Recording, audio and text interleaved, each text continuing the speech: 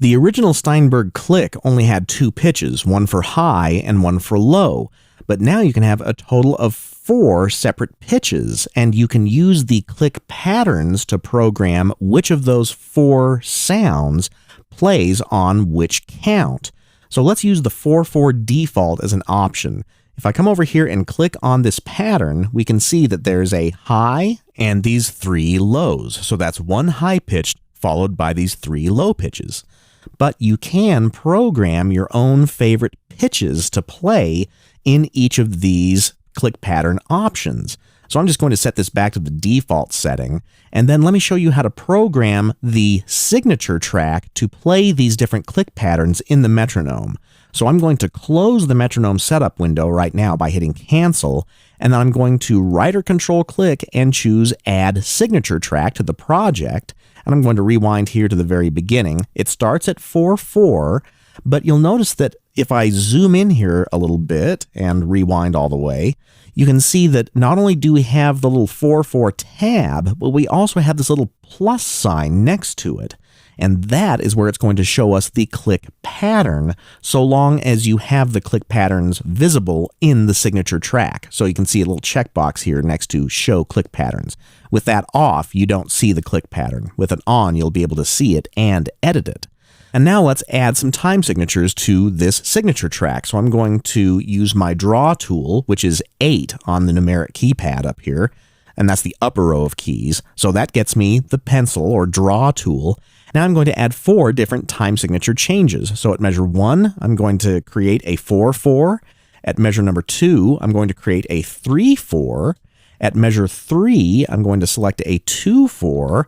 And then at measure 4, it's going to come back to 4/4. But now I can change which click pattern I'm going to use by coming back to the object selection tool and double clicking on that little plus sign. That's going to reveal the click pattern editor. And you can choose how many clicks you want to use, and that will choose the bank of click patterns based on how many counts the measure has. So in this particular measure, it's a 4/4, so it has 4 clicks. So it's going to reveal to me the 4/4 patterns. So starting with the default, it has the high, low, low, low. But I could change that to go high, medium, low, and low. So now, when I play from that point, listen to what happens in the click track. So it's going to go in that descending pattern. And you can see a small representation of the click pattern right here. If I double click on the editor again, I could even take those counts out if I wanted to. So if I just wanted to have 1 and 3, I can do that, but that's the click pattern window. And if you wanted a click pattern to be stored in memory, like this cascade right here, you can come to the user patterns and choose store pattern at the bottom. And we'll go in and change the name here in just a moment. But let's program some of these other ones. If I double click on the pattern editor for 3, I could have it go 1, 2, 3.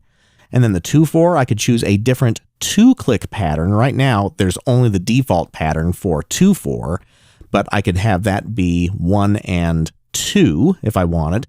And then another nice feature is if I've already programmed one of those signature changes with the pattern that I like and I want to apply it to all of the other click patterns, you can select the click pattern itself, come over to the drop-down menu and choose Apply Click Pattern to Equal Signatures. So keep your eye on this event and this event, because when I apply the click pattern to equal patterns, then every single 4/4 time signature is going to get the same click pattern applied to it.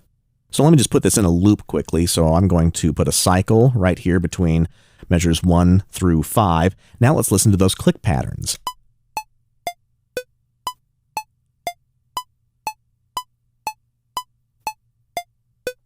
Now, before we go in and name our own custom click patterns, you can come over and use the copy and paste functions to copy and paste different click patterns onto different signature events. And then let's go now into the metronome setup window and come over to the click patterns. I'm going to scroll down here until I see that new one that I added for 3/4. So here's the untitled one that I made. So I'm going to call this 3/4 custom. But you can also edit any of the click patterns that come with Cubase simply by clicking on the click pattern itself, but you can also create your own new pattern by coming over here and clicking the little plus sign.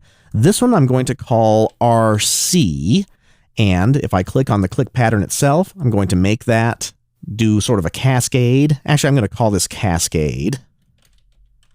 Make it a little bit more obvious. Now when I go into program the signature track, that's going to be an option whenever the time signature is 4/4. So if I edit this click pattern, I can now choose Cascade from that list, or I can choose the default, or the halftime option, or the Cascade. And then if you just want to get back to the plain old metronome, you can come over to the options window here, but select all the events on the track first, then drop the menu down and choose Reset Click Pattern to default. So those are the new click patterns. Next, let's talk about using custom sounds for the metronome.